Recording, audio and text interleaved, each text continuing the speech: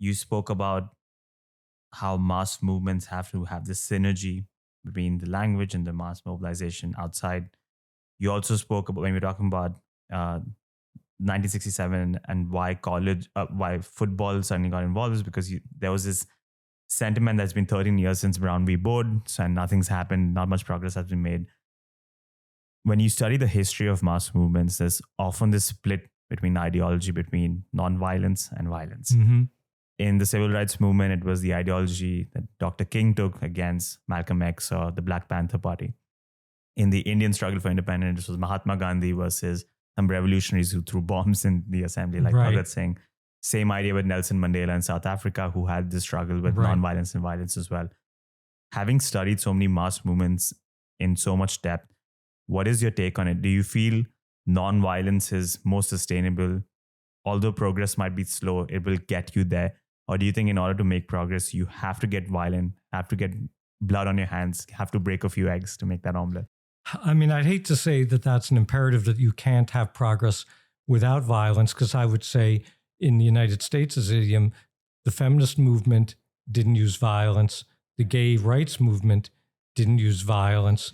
In fact, the gay rights movement was the subject of incredible violence at many junctures. But it's also true that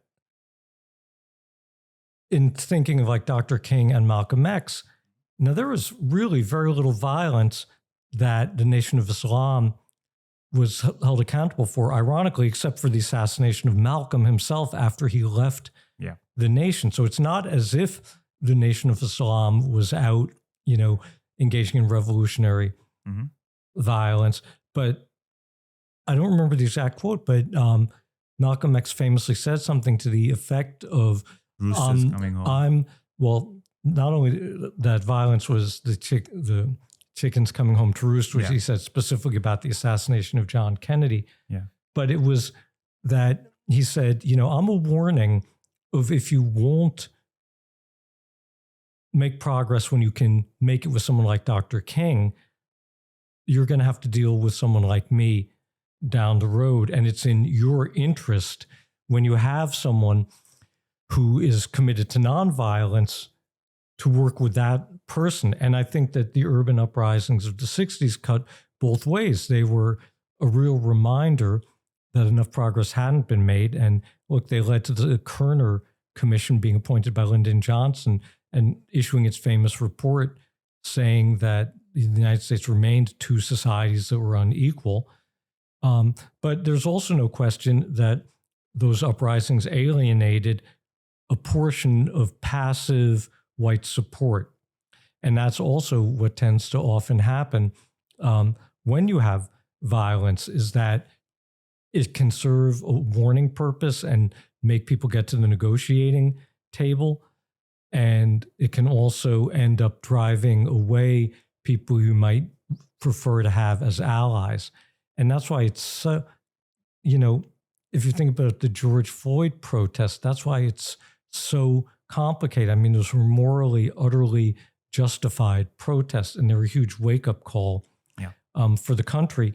On the other hand, we also know that because some of them did become violent, that they led to not just a right-wing backlash, but to a certain walking back by kind of middle-of-the-road whites who had been initially very sympathetic to the arguments made by Black Lives Matter and then began to withdraw from it. And I'm not defending their position, but this is just the complicated political reality that's happened over and over again.